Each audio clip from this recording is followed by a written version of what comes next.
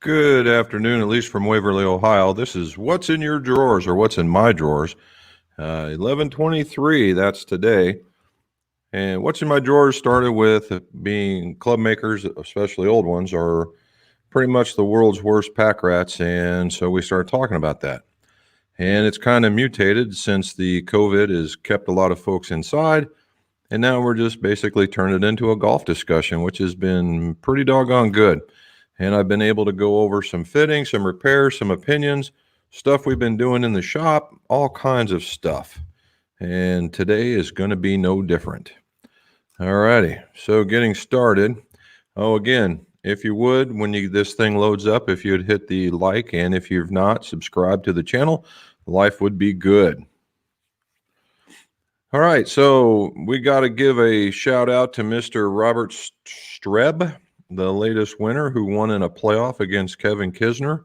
And that win brought a lot of, we'll say, bonus to the man's life. He's basically going to be exempt on the tour for a couple of years, right? Besides the fact that he won a lot of money. Now he gets to go to the Masters. He gets to go to the Tournament of Champions. He gets to go to the Players. I mean, this win was a pretty big win for Robert Streb, and the fact that he is also his second win. So now he's beyond the one and done clan, and so he's done very, very well for himself. So good for him. And a nod to Kevin Kisner, who has been the bridesmaid more than a few times, and so it's just a matter before he just takes on the world too. So that, I mean, there you go with that one. So let's see the work for the week, because we're gonna have a little bit of fun. Last week I showed you the fact that we had our last brisket. This week is our last rib, and this one happens to be a spare rib and not the baby back. But I did two of them. They turned out pretty good. All right, maybe turn in a barbecue channel or something. All righty, so we also were able to put out a couple of sets of irons, and so, not surprisingly, the first set that we put out there was the Wilson D7 Forged.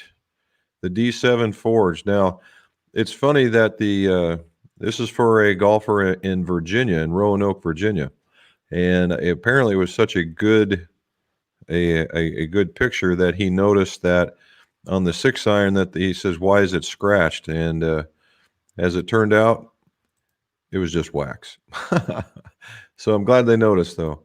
We put the Acura I-Series 70 in it, another really good shaft. Now, if you keep your eye on the blue right here, they came out very, very well color coordinated because we ended up using the Golf Pride grips. And you can see them there where the blue and the blue actually match. That rarely happens.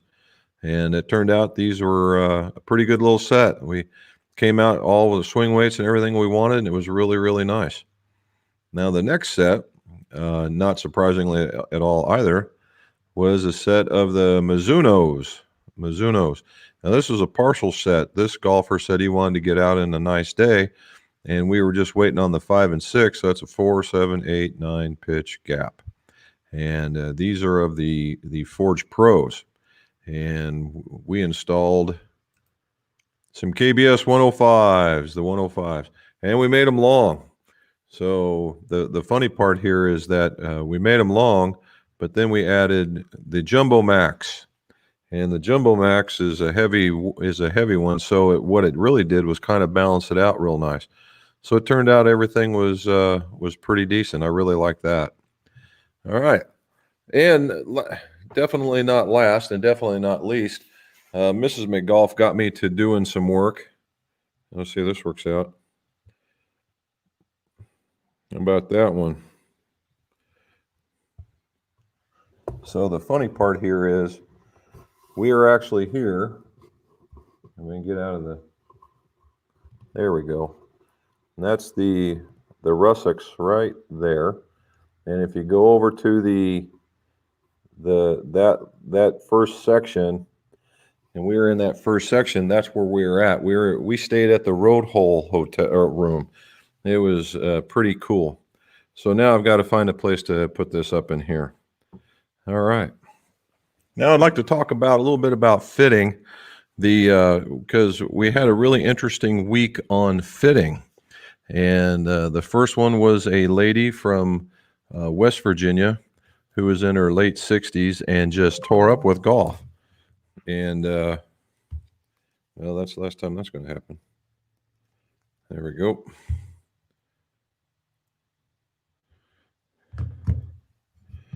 All right.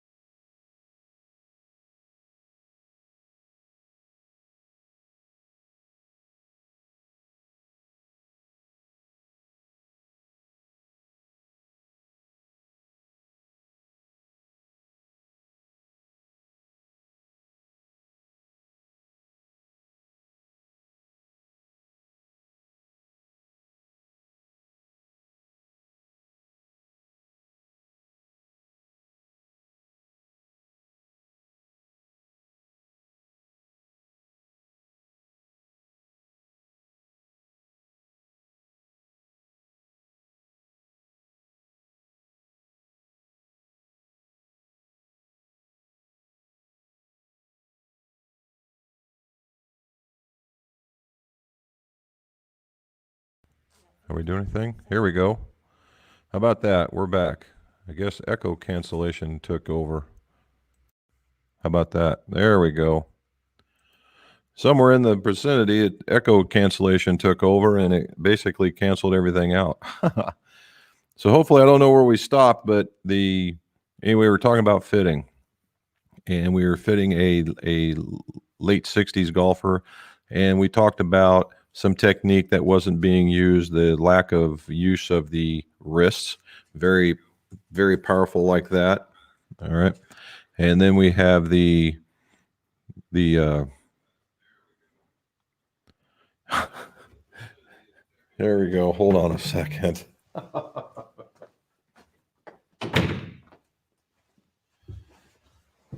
All right. Now, let's see if we can get this back together.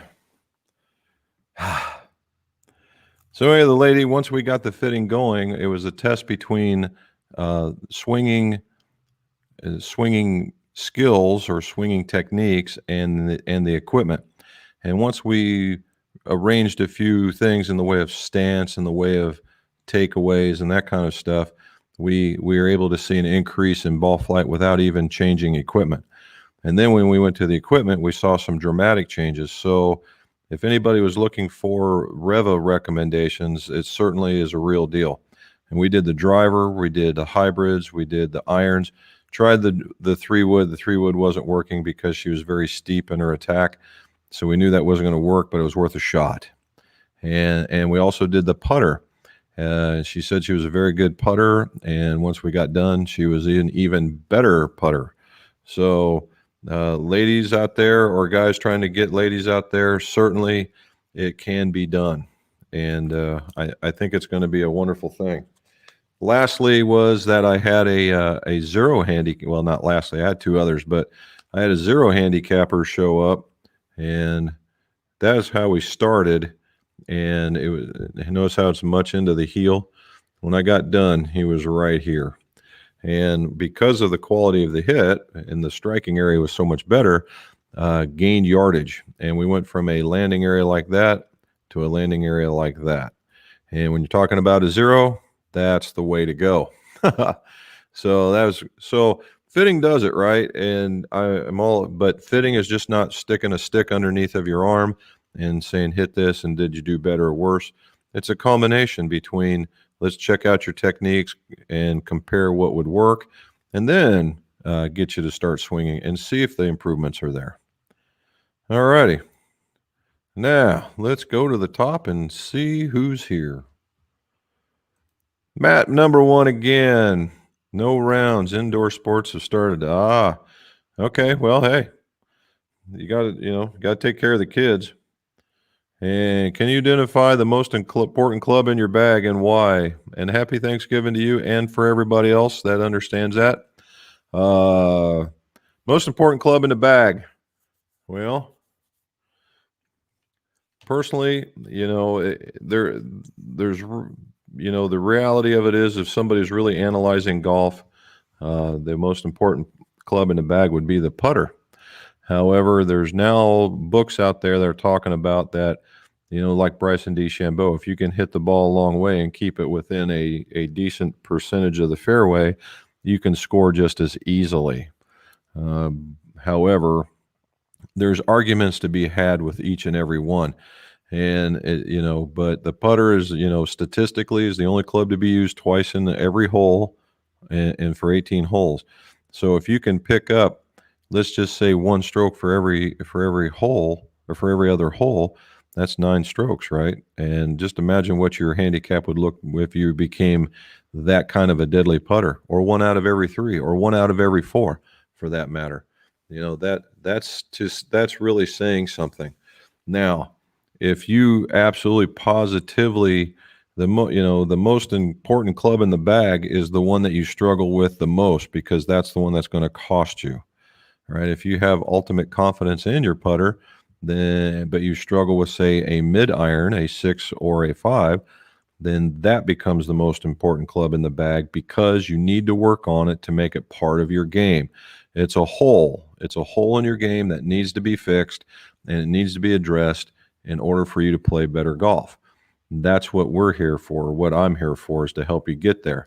Now, it may not be a mid iron. Maybe it might be a lower ended hybrid or something along that lines, because they're starting to reach down into the 8 iron now. So whatever that hole is that you need to fill. So kind of lead me into the hole I needed to fill was my short game. And it was from about 40 yards in, from small chips to just, where you just pitch it on and let it go. That was my hole. And there's a video, the video that's coming out this week. I didn't put one out last week, but one out.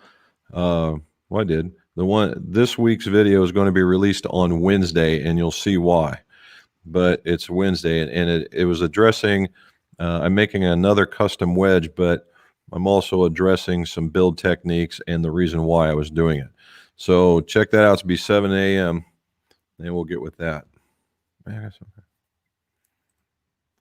Mr. Phil, glad to see that you can join us yet again. I am back to the Glenn Fittich. It's in the 12-year-old this round. All right. Without looking, he said putter driver and whatever you hit inside 100. Well, that I don't disagree. That's for sure. Dave Curl from, I hope, Swindon, and Lockdown, UK. Oh, you remembered. 25 miles south of Cheltenham. So Dave, this may be very coincidental or not, but there's a lady that lived in Cheltenham that did a lot with clubs that taught me some stuff when I first got started. Renee Cleaver, that was her name, and a super nice lady, very, very intelligent lady, and moved back from the United States into the UK, Cheltenham, to take care of her parents. So very dedicated person, good person indeed. All right, swing weight question. Can you swing weight a club in just its raw form, i.e. work out the rough idea? Yes, you can. They call it dry fitting. All right, so as I tell people, is if you start, everything's based on what was standard. So if you have a standard weight head, a standard weight shaft, which is the 120, 125, and a standard weight grip, which is in that 44-ish range, 44 to 46, then you're in that D2. It used to be D4-ish, so let's cut it in half and say D3 is where you start. And then by adding, heavier grip, it goes down into the C's. Heavier head, it goes up further into the D's. Lighter shaft, it goes down. So that's how that kind of works. And you can dry fit on a swing weight scale And what I tend to do, some of them have trays that can hold a grip. I just basically tape with a little piece of masking tape that doesn't weigh a thing and put it on there, and it gives me a rough swing weight. And what I do is whatever I see, I normally add 1 to 1.5 more, because that's what the ferrule and the glue and all that other stuff add. So that, but yes, you can do. Camilio is in. Satoni from Bogota. No rounds this week. But Wednesday. Very good, sir. Well done. Every once in a while, you got to rest up, right? So Camilio is going to ask us one. First, where to reference the standard length for golf clubs due to the fact not every manufacturer has the same length? Okay, so that's a good question, Camilio. So the idea is, what is the standard length? Well, in just about everything in golf, there is none. However, there are reference guides like the Club Making Bible from GolfWorks. Sean has one that's in club fitting, and I believe there used to be one from a Dynacraft, and that was a pretty decent one. But the two that are out there that are most current are the ones from GolfWorks and Tom Wishon Golf. And they both have two really good fitting type books. And in those fitting books, they would tell you this is what we have found as the standard, i.e., the standard right now is about a 38-inch 5-iron, and then half-inch increments up or down. That a driver right now standard is about 45.5. However, the one that's most commonly fit is probably closer to 44.5 to 44.75, which tends to mimic what's on the PGA Tour. So, but they're the ones that would have those books for that. Mr. Russ, how you doing? Happy Thanksgiving to you. Nice, 76. Well done, sir. I had the two. I was going to go for it, but we were busy with business, so I'll take that. And I get a practice inside anyway. And Camille's got the second one. Any recommendations for pulling a shaft from an old driver to a modern TS3 Ferrule? The old driver had the Pro Gold. Oh my gosh, really? That is the purple and gold shaft? So I don't know about recommendations. In reality, if it's what I think it is, once you get it pulled, I would just I wouldn't even tip it. I just put it right in there and then cut it shorter. Because if it's the one I think it is, it had a massively stiff tip in it already, and it would be really, really good for that fairway wood. All right. My buddy from Sweden is here. Well done, sir. Hopefully the indoor stuff goes well. Here we go. Does a light swing weight C4 what defect on an iron if it was a D2 standard? Well, if nothing changed, and you just made it lighter from the perspective of that you took weight out of the head side, it made the club stiffer. Right? And if you're D2 to that's 6, that's 8 swing weights. So almost an entire flex. And however, if you're just tricking it by putting in a heavier grip, all that is to just shuffle the total weight and from the head to your hand, where when you take it on the backswing, you can find it, and then it helps you with pulling down. And particularly if you're aggressive, some folks really like that. Joe's in from Leeds. I knew where we were at. You're out of lockdown now, huh? Oh, on the 2nd. Okay. Well, so is that, did they give you on a 30-day? Is that one of those 30-day deals where if we're indoors for 30 days and we don't see anybody for 30 days, then certainly the virus is going to go away kind of thing? Yet it didn't the last time. But hopefully it works. So you can golf on the 3rd. Boy, oh boy, I hope the golf courses are prepared for the onslaught. People are going to be wanting to get out in a big way. But good. Stay safe, Joe. Jerry Smiley, Mansfield, Texas. Very well done. All right. Now we got Ohio, Sweden, Bogota, Scotland, UK a couple of times over. Very well done. Thank you, guys. Michigan's in the house now, too. All right. Nope, answered that one. Greg McIntosh, Queensland, Australia. Greg, thank you for taking that time. I can only imagine what the timeline is over there. But thank you for staying in there. So what time is it in Australia? And are you guys is Australia doing the lockdowns like the rest of the planet? Dave, what you need here? What are your thoughts on the stability shaft, putter shaft? Is it a copy of the Stroke Lab? No, it's not. All right. It's to the point, if you really were, the stability shaft came out first. And basically what we're talking about here is that it is creating something that is very, very stable, right? That this is almost none. All right, they're even with their technology, but if the graphite or the insert's very, very heavy, it's very, very low, so there's no give anymore. And that's been even in the Stroke Lab, the whole idea was as the putters got heavier, the shafts didn't change, and you got a little bit of waving, albeit however small, but again, just little angles of difference on a longer putt can mean a miss. Now, the stability is a little bit different in its make and the way they get to it versus the Stroke Lab virtually is a hunk of putter shaft that they made shorter so that it would go smaller. And then they basically bimatrixed it with a graphite and they wove it really, really tight where the stability is something totally different.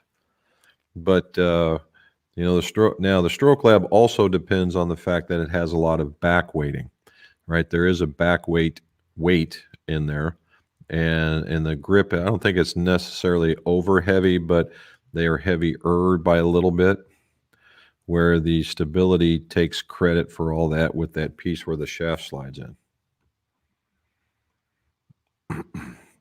So if you really,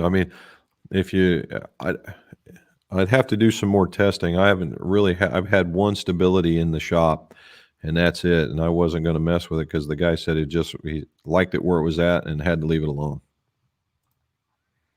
Golf swings. Question about steel shaft extension installation. Do I need a special epoxy or the 12-hour sufficient? Do I leave the club standing upright to cure on their side? All right, good stuff. So in the iron shaft, you're going to put them in iron shaft extensions going into iron shafts. So, the material matches the material. That's number one. And number two, no, the 24-hour shafting epoxy is probably preferential. Okay. I tend on long cures for that kind of stuff.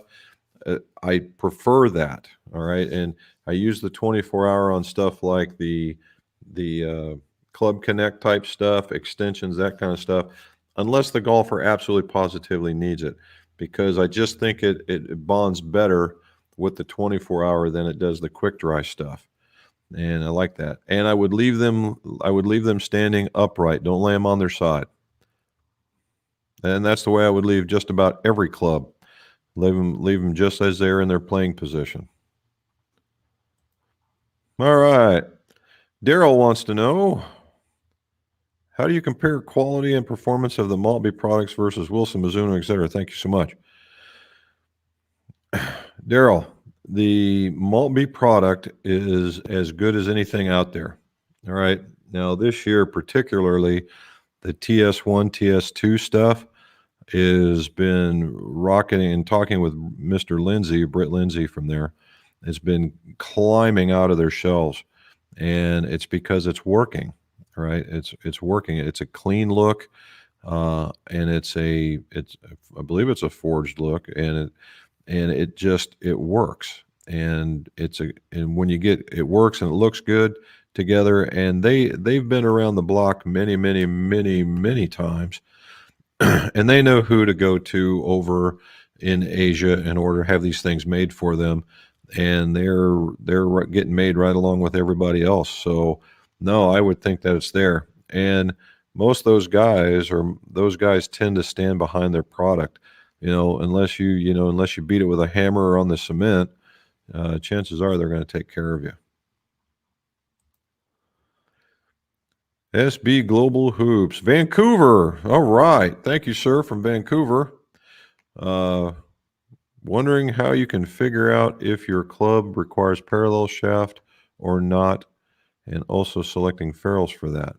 Okay, so that's a toughie. In reality, you can either look it up or call customer service for that particular question. They may or may not, depending on the company, tell you what's in there. I don't know what they would gain from not telling you, but that would be it. Some people say you can measure above the hosel. I don't believe that to be true because they're all going to be slightly bigger than 380 at that particular point. The only other way is pull the head out and then measure it. It's funny, I've been doing it for so long. I can look down to the bottom, and you can almost see where it does this. Right, it looks like it gets smaller at the bottom, and I can tell by the way it looks. But that's after seeing quite a few of them. Right. The other one is that they make these gauges that have the right hole around them. Now, another way is if you've got a taper tip and you've got a parallel shaft, a taper tipped head and a parallel shaft, you go to put it in, it will go in, but it'll only go in just so far, this extraordinarily short amount of space. Where if you had a parallel tip, it would certainly go in 1.25 inches to 1.5 inches, where the other one only maybe about 1 inch. It'll stop really abruptly.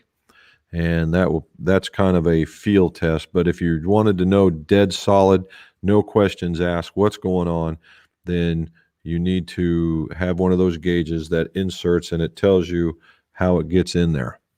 Now, other than if you had a taper tip and you had a parallel shaft, you could do the same thing with those and see which one goes in there further. The one that goes in the furthest is the one that wins.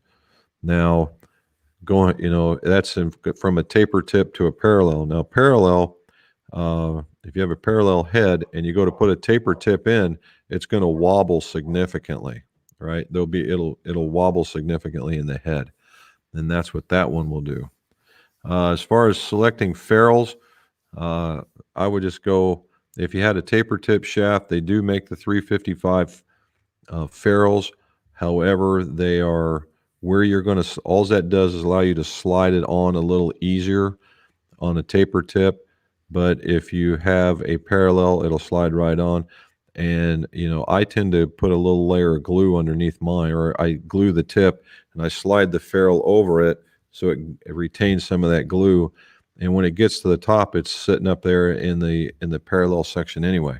So I don't even get there. So that's what I would do. I know. I'm not sure why it did it, but it did. Thanks you for letting me know, guys. Hopefully I've come back. Everybody's. We got it down here later. Okay. Spanner wants to know, he's got a question on putters. How do you know if your blade, if a blade is your club versus a mallet? Well, I can tell you just in general what people will think, and blades typically will. Wish I had. Oh wait, hold on.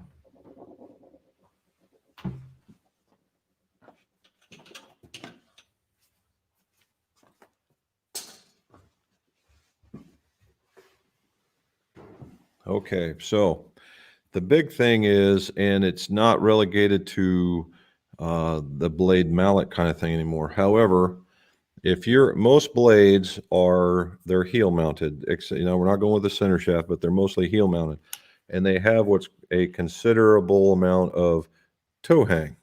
Right, it can be here, sometimes it can even be down there. where as a whole, mallets are typically face balanced like that, right? And that was in the day, that was the distinction. If you were a screen door, if you had an arcing path, or you really manipulated the club face, that you would prefer something that was in the way of a blade. And if you're, pardon me, if you were straight back and straight forward, that you would prefer something in the way of a mallet, so that the putter, didn't fight your stroke. People talk about marrying it to your stroke. I'm talking about stuff that doesn't fight your stroke. Now, since I'm gonna give Mr. Toulon a nod here, but what he came up with, and I don't have it, this is what you would call a straight neck putter. And what there's a post in here that this shaft goes over top. However, there's an S model and it's an S neck, and basically it does. It's an S that this hangs into, and it allows this to do that. All right, so now you have a big mallet that will have toe hang and it will swing. And now all of a sudden you get the best of both worlds, where you get a sight line the size of Rhode Island, and then you get the big ability to line it up. It doesn't fight your swing anymore or your stroke, and you're ready to go. But without that, it's I would go with the idea of that if you're screen dooring and that's all you had availability, then it would work. And then the amount of toe hang tells you about, if you're really excessive, a little bit more toe hang. If you're not, then a little bit less, if not the other way around. Okay. Whoop, went all the way down to the bottom. All the way to the top. Here we go. All right. Jerry's back. I have an issue with my longer irons pushing to the right. Okay. Shorter irons are going nice and straight. Wondering if this might be something to do with the lie of the club or just me. Lie angle is always the first culprit, Jerry. The other ones, before you go changing the lie of the club, and I always make things relative to the length of the club first. Now, what I would do on the longer irons is I would tend to choke down first, because if it's just a solid push, it could be the fact that you're just not squaring it up, and that's like swinging a longer bat. In order to bring it square, you choke up on it. And that could be that you're just finding that the shorter ones, most people don't have a problem with the shorter ones. But if you find out that the top ones are working better, try it on the shorter ones and see. Scott, there he is. Pomeroy's back. And in Michigan, man, we've got it all over the place now. Okay. All right. Tall golfer, 6'4", is previously fitted for a +1 3-degree upright. Oh, I can see where this is going. Now, after some swing changes, I deliver club more on original plane at impact. Now the ball's starting to go left. Marker says to upright. Well, that would probably be that way. Now, I will say something, not to bust your bubble or anything, but I have a son that's 6'6", so I kind of got an idea. We don't see most changing, and again, it's all about body makeup and how you stand to the ball. So you're making swing changes apparently to the positive, and that's a good thing. Now, what I'm getting ready to say is, right around 6'2", 6'3" is when I start considering adding length. Okay, and that's because at that particular point, when you go from 6 foot to that length, arms get longer. And it's really not until about that point where you start seeing the need for added length. So a 1 inch over with 3 degrees upright must have meant either you're outside in or you're or swinging around. Now you're changing, it's doing well. So anyway, I would, again, what I was talking about earlier, everything goes back to length for me. I would make sure that the right length is there for you, and then do the lie angle change. But it's certainly, if you're going to the inside quite a bit, because you could be swinging around and just shutting the club dramatically, and so you want to do a little bit of each. So yes, you probably do need it to be flatter now that you've changed your path of your plane. But the other one is you very well may need a slightly shorter club. Maybe it just depends on your makeup and stuff. But consider both. Surrey, England, December 4th. Well, you guys, I tell you what, after being locked indoors and seeing the sunshine and all that other stuff, I think I'd put on the toboggan and get out there and play as well, just to get it out of my system. And hopefully, you guys hope, you know what? I just hope the sun shines over basically England and the UK for at least 2 days, so you guys can get this thing out of your system, play and swing the golf club until your arms fall off, and enjoy it, and then have a good holiday. All right, got a Sim Max 4 rescue last week. It's an awesome club. Yeah, I do like their rescues.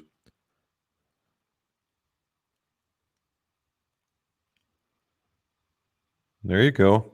So a lot of what you're seeing now with that Sim Max, you're with the Sim Max, the Maverick Max, all those Max products, particularly in fairway woods and hybrids, that's become the club of choice for the guys on tour because they don't want to see the ball go to their outside. These guys hate that dreaded push, dreaded, slice, whatever, anything going to their outside, they just hate. And that helps them get where they're going, and they can just jump on that stuff and know that they're going to be okay. So it gives them some confidence.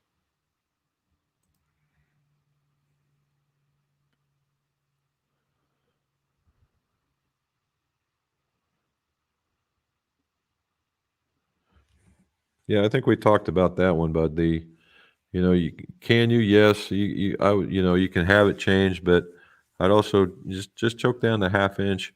And it's not to say that you're not going to need it done anyway, but a little combination of both. That way you get the maximum result out of what you're doing. There he is, San Jose, buddy. The weather's great here. Played Wild Horse. Nice.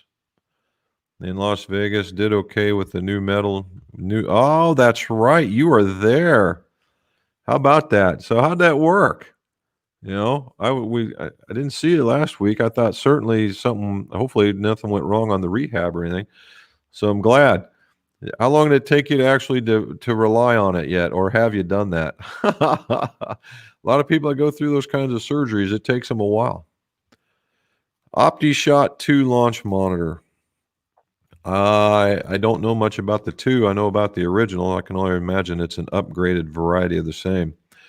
The predecessor to the OptiShot was a unit called the Bengston, Bengston, and it did the same thing. It's a great tool to determine what you're doing with the golf club at impact and just slightly before and after. So it'll tell you face angle, whether you're coming in to out, and where you're striking on the face from a looking at the bottom of the club kind of perspective. It assumes a ball flight. So if you're looking for ball flight information, it is not that thing. But if you're looking to bang the ball and get your club face, club path correct, then it'll work. Oliver, we are getting UK in the house. Thank you guys so very much. Let's see. Very happy with the new GolfWorks shaft clamp that arrived today. Well, good. Thank you. And bring me from Overtight. Yes. Oh no, you busted one.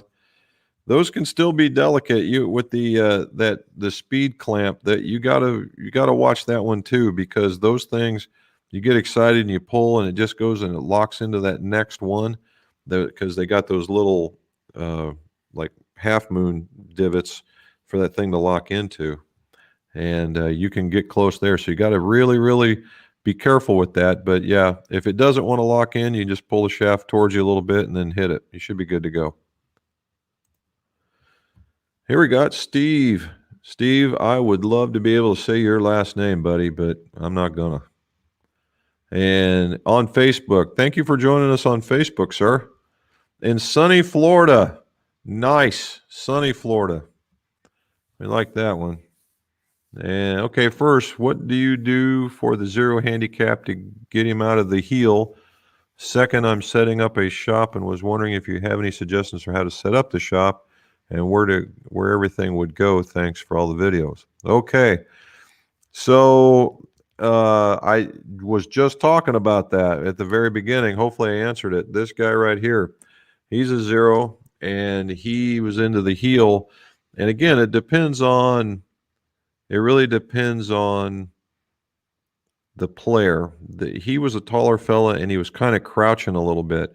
And I picked up on it and I asked him, I said, "Are you hitting in the heel?" And he looked down, he said, "Yeah, I'm in the heel." I said, "Okay." So because I make them hit every three balls apiece, and no matter who's out here. And I picked that up because I remember reading an article where Lehman said he knew in 3 shots what that club was going to do.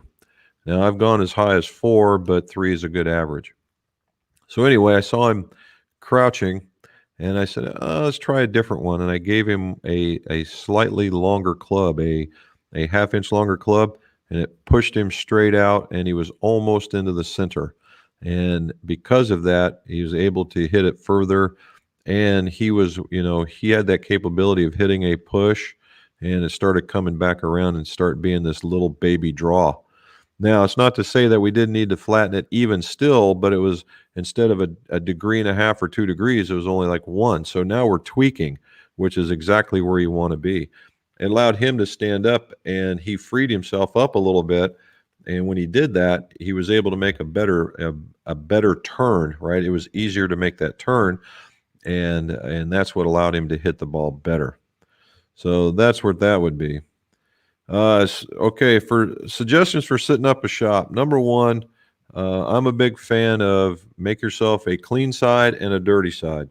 Whether you're on an island and this side's dirty and this side is clean, or you've got 2 layers of shelf or like a tour van, like what mine's set up like, you have a dirty side and you have a clean side. It just whatever, but you want to have the dirty side separate because your measuring tools, you don't want to get them clogged up with the junk that you're going to create by cutting and sanding and finishing and all that other stuff. And so all your measuring stuff goes on one side, all your, basically your dirty work goes on the other side. That's what I would do. And then before you bolt anything down, find yourself a workflow. Make a workflow of however it is that you want, whatever fits your mind's eye, a workflow. So if cutting is what you want to do first, then that sits here and you work your way down. If measuring is that, then you do the other side first. And just get the workflow of how things fit for you in order for them to work the best. And that way you get the most out of your shop.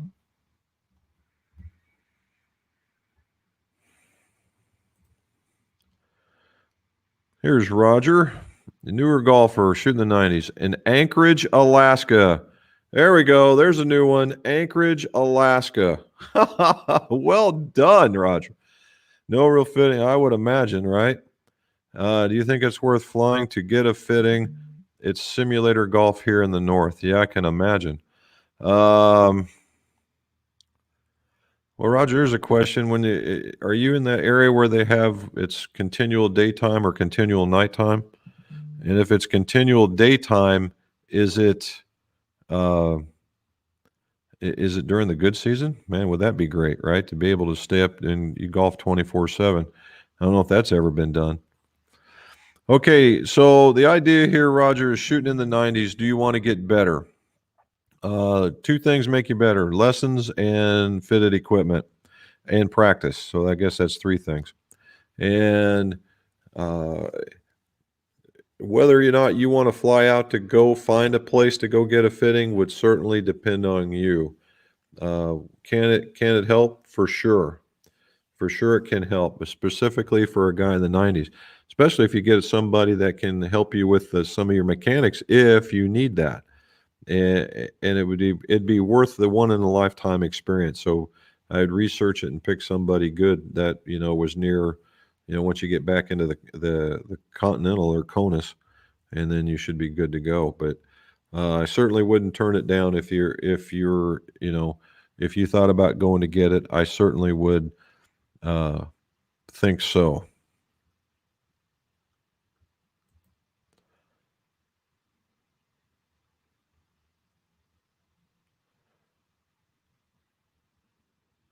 There you go. Wonderfully done.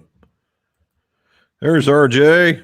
Yeah, my new favorite customer. Well done, buddy. What was the name of that guy you were telling me about to help with? Mike Malaska. Mike Malaska. So RJ was one of my other fittings that I had, and we were talking about it. And he too, RJ does not like using his wrist much. And I was telling him about a spot where Mike Malaska he's really big with using his hands.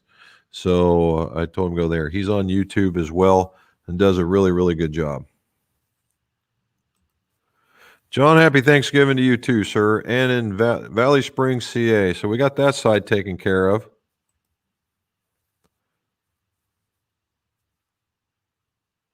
There you go, sir. I think we've talked about that one before, that you would probably like it a little bit there.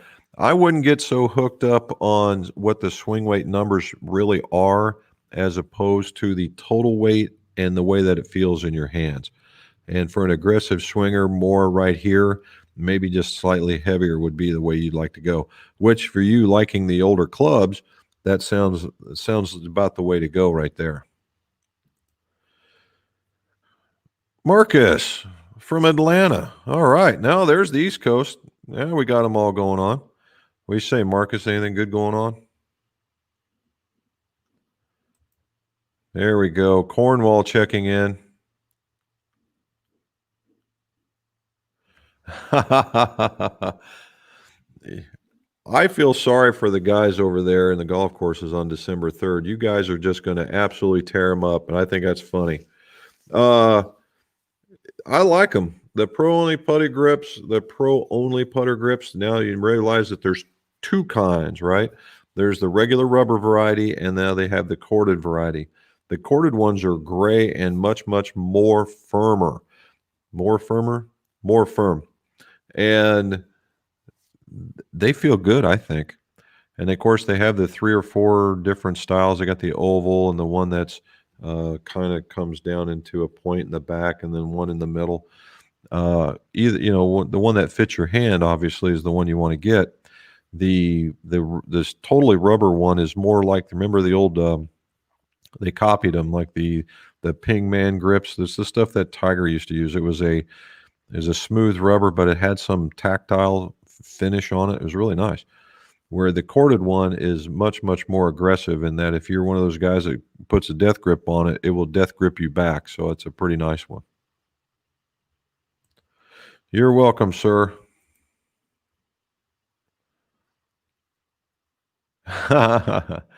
Dude, it's what happens, man. You get into this thing and it keeps going. It just keeps going. You keep finding more and more stuff. I keep finding more and more stuff, and I've been doing this thing for over 20 years. You know, every time I read a Washawn book, and that's it. You know, a lot of you guys are in this beginning part of it, right? So, number one, if you can find a school to attend it, right? Yes, I'm working on one. I've got about half of it done now, actually. But the hands-on process is, when you're talking about this kind of stuff, just building, that the hands-on is very, very important. To have hands-on skills, to be able to hands-on experience, right? And some folks to show you. Now, if you can't get to a school, there are plenty of books out there to help you in club building, right? There, especially from GolfWorks. There was some that if you can go on eBay, you might find them from Dynacraft. You might find them. I don't know if Mitchell made one or not. And then you'll see some stuff that talks about golf clubs from Washawn. He doesn't get necessarily into building techniques, as he specialized more with fitting, which I thought was kind of funny because of all the clubs that he designed. But yeah, he was. You can get into those if you guys can find any of that information out there. And there's more out there to be sure, but those are the guys are the best. There you go. Here's another plus for the Maltby. Sunny Florida again. Holy moly. Okay. I am setting up a shop and was looking for suggestions for placement of the equipment. It could be there anywhere. If there's any, okay. So again, as I was talking with the fellow before, let's see if I can find him again. Steve, he was on Facebook. Again, clean and dirty, you want to keep them separated. But if there's anything I could do differently in my setup, the other part is, and Steve, hopefully you're still on. The other one is for places to put your clubs for drying. Now, I ran out of space, and so I put um, the slat wall on the wall, and then put these little metal shelvings, and as it turned out, it worked really good. Then I made a piece of wood with little dowel rods to help separate them. It stands them up, and the weight of the two things just holds them all together. And I've got enough to hold probably 3 sets of clubs, or even 4 if need be, and they're in different locations.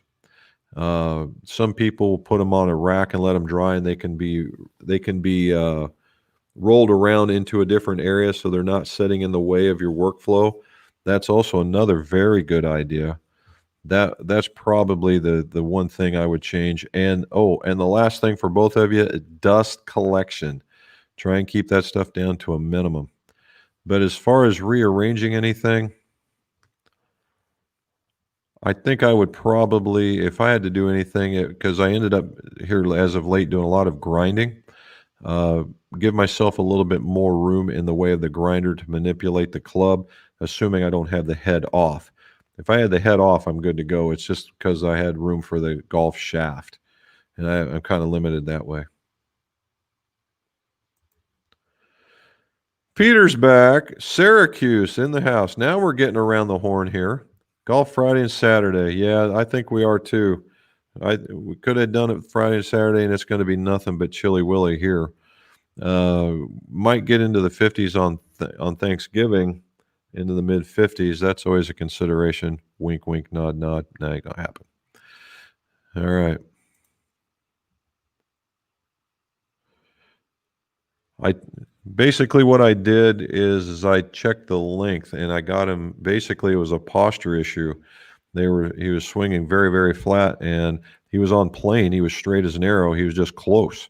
So you could either move him back, but what I ended up doing was standing him up a little bit, and that gave him a different attitude towards the ball. Turns out it worked. Right now, this is just for one guy. Not every zero handicapper swings the same.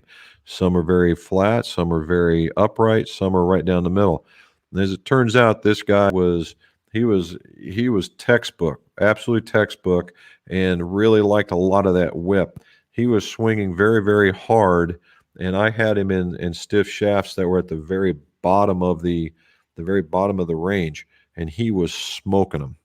And what we did is we went to the other side of the range for a little bit more control.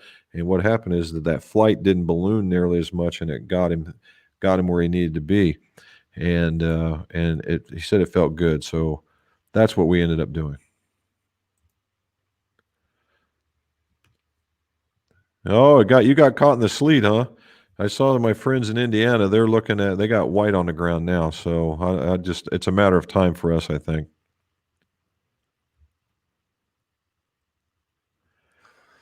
Willard, mine is not a standardized chart. Mine is geared towards my frequency analyzer, and that would put you in a different, by at least a half a flex difference, because I have mine as tuned to a calibrated shaft, and that's so I know what I'm looking at. Now, if the one day that I ever decide to get rid of this, I got to get rid of the whole thing, because now, well, I guess I could recalibrate the chart, but the guys at GolfWorks have count them, two standardized charts. One with, they call it the grip off, and then the other one with the new lines where they overlap, right? Where they overlap. I would go with that one. And then with the grip off, I would get to go with the grip off one, if not. And then when you're checking them with the grip, just add, what would you add? We add between 15 and 20, depending on how soft the grip is. All righty. Whoop, went a little too far. Give me a moment here. We're catching up. RJ. RJ, it's a golf ball, man.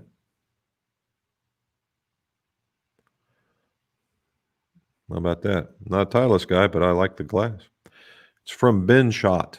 They're out of Wisconsin. You ought to take a look. Ben Shot. It's exactly what it sounds like. All right.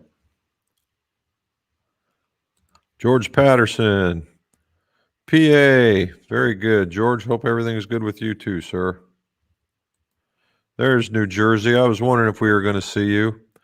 My favorite premium milled putter brand. I would have to say right now my favorite is the Toulon. Now, I do like Peretti. Those are probably might be my two favorite. I know right now Bettinardi is making a press into the popularity zone uh, for being a popular brand, and I do like their stuff. I like the Kool-Aid Man and I like the Cheshire Cat. I think those are neat ideas to get people interested in it. However, not much of that kind of stuff has ever suited my eye. It's just a personal preference, right? Scotty Cameron, obviously, everybody likes Scotty, but there was a cost thing involved there for a bit, and then I don't know. I maybe I fell into the group with was calling him Xerox, but the dude's very successful, so I can't you can't take anything away from him. But the number one putter on is Odyssey with the Toulon standing right behind it. So I like those. Those and Peretti. I think those guys do a pretty good job too.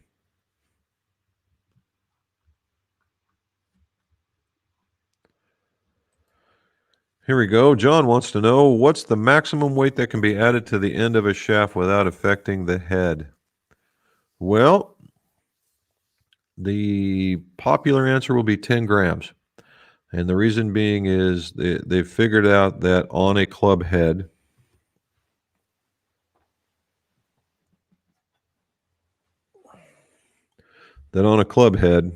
that if you start adding weight, let's say the center of gravity is right there, and you start adding weight, you add 10 grams of weight, it's going to start doing this. If you put 10 grams on the tip, it's going to start doing that. Wherever you put that 10 grams, it's going to move the center of gravity, which impacts the thing. Oh, I got the 3-minute mark, guys. All righty. But that's what it'll do.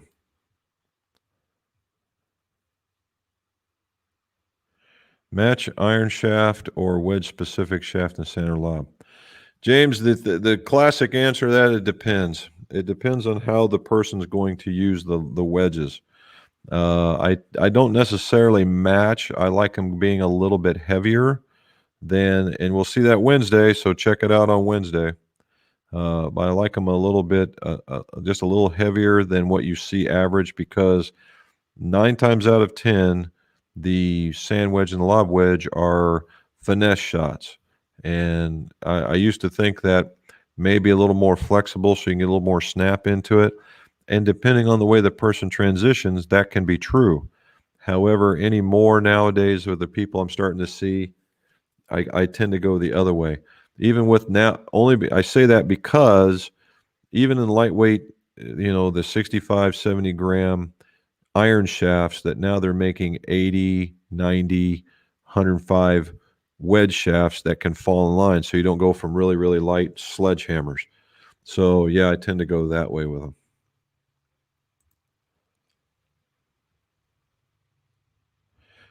My Cleveland Highbore sounds like a baby rattle. It probably is a little piece of the. It's probably a little piece of what welding slag. It's funny you mentioned that, because I've got a Highbore in here. It's a fairway wood, and it's rattling. And what I shook it around, and I beat it against the ground. It went away. So there's rattle stop in there. So the thing you can do, George, if you've got it, is take a propane torch, or even the butane torch would be preferential, and run it up against this for about 10 seconds. Stop, wait 10 seconds, do it again. And then on a piece of wood, not paint, not carpet, a piece of wood, do that.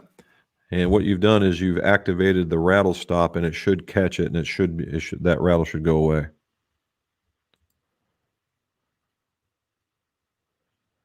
Okay.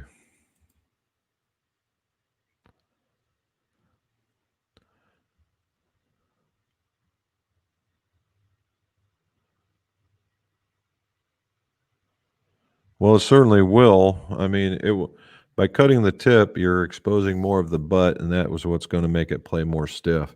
By taking a ½ inch off for length, you're not going to do that, but it will play very stiff. I mean, that's what it's supposed to do. Greetings from SoCal. Thank you, sir.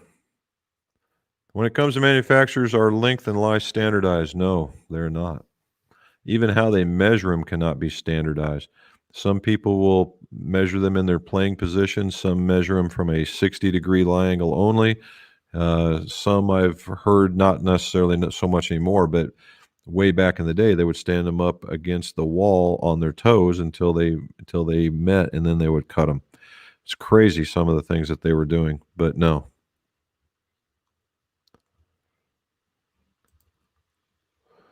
18 to 19. Here's this is interesting. 18 to 19 hours of daylight in the summer. Tea times from 5:30 until almost 9 p.m. in June. Oh, that's funny. Well done, bud. I appreciate that. If I don't know about club fitting courses for a normal guy. Well, I'm not a pro, but they do have. I would check GolfWorks. I think they might have an onliner right now.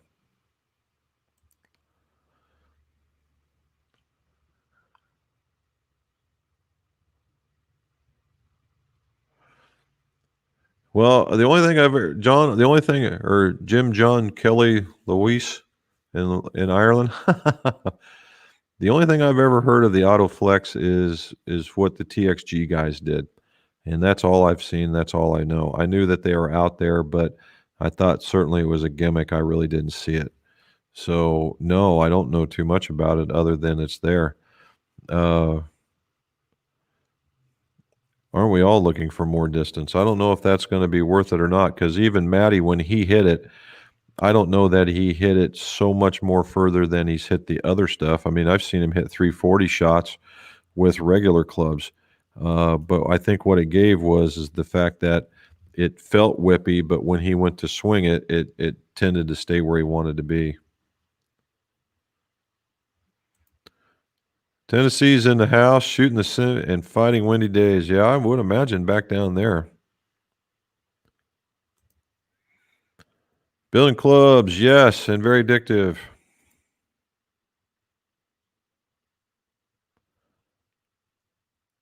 Okay. Yeah, you wouldn't want the harder ones then. You'd probably want the other ones.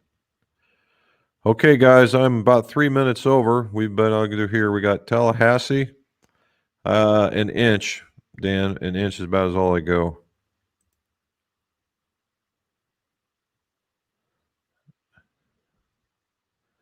Well, Nolan, the fact that there aren't any rules, I would say that, what fits is what fits, and that would be standard for them. But as far as if we've been talking about this, that would be just playing length. Okay, last one, and then we got to go, guys. Harlan, considering a set of Maltby ST2 irons offer ends a house graphite shaft. I do know them. Can also upgrade to vibrated, more expensive shaft. Smack wrap recoils. Opinions. I would go with the recoil. I would stay away from the smack wrap. I know them, but I think the recoils are just better. And you can't go wrong with STI2s either. I did a review. It's on the channel somewhere. Okay, guys and gals, thank you again so much for watching. Oh my gosh, we got through quite a bit, and we got to talk about quite a bit. All over the map today, down in Bogota, out to Australia, Anchorage, Alaska. Holy smokes, that's awesome. Canada, all around the United States, both coasts. Guys, appreciate you guys attending this. And again, Subscribe at the end of this once it gets posted, if you would, and watch for the new video coming out on Wednesday, and you'll know why. And then we'll get right back to our normal Tuesday. And as always, guys, let's see your scores. Go low.